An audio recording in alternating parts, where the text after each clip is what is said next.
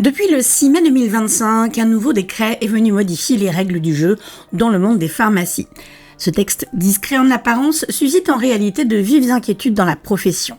Il s'agit du plafonnement des remises accordées aux officines sur les médicaments génériques, hybrides ou certains princeps. Pour tout vous dire, les pharmacies achètent en gros, ont une remise du fournisseur et cette remise leur permet de payer leurs factures.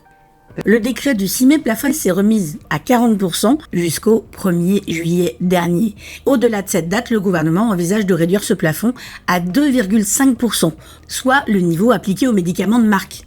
L'objectif affiché, c'est de mieux encadrer les pratiques commerciales dans le secteur et de rééquilibrer la chaîne de valeur du médicament. Alors pourquoi ça inquiète les pharmacies ? Dans les faits, ces remises représentent simplement une part importante de leur chiffre d'affaires qui leur permettent de payer leurs factures et leurs salariés. Pour beaucoup, ça permet d'équilibrer les comptes et de maintenir des services de proximité.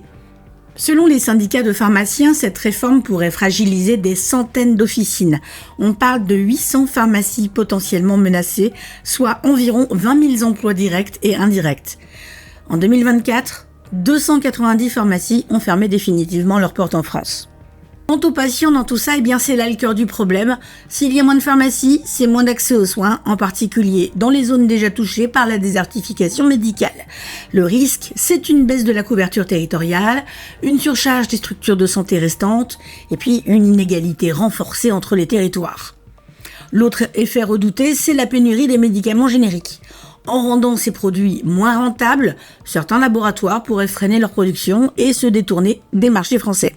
Cela viendrait à s'ajouter à un contexte déjà bien tendu où les ruptures de stock sont de plus en plus fréquentes.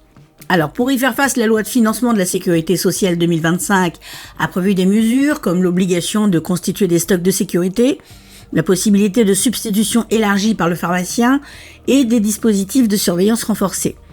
Mais ce sont des mécanismes qui pourraient ne pas suffire. Ce décret, s'il part d'une volonté de régulation, soulève de vraies interrogations sur l'équilibre économique des pharmacies, l'accès aux soins pour tous et la stabilité de l'approvisionnement en médicaments. Alors les discussions sont en cours et les mobilisations se poursuivent, mais l'enjeu est clair, il faut trouver un compromis entre la maîtrise des coûts et la survie des pharmacies, dont on a besoin quand même, il faut le dire. Ça va devenir compliqué de demander aux pharmaciens d'avoir des personnes diplômées pour travailler, d'avoir des officines sécurisées et de bonne qualité, et en même temps de leur demander de travailler gratuitement. Mais ça va être difficile, ça. En attendant, abonnez-vous, et à bientôt sur Trace ton Ciné.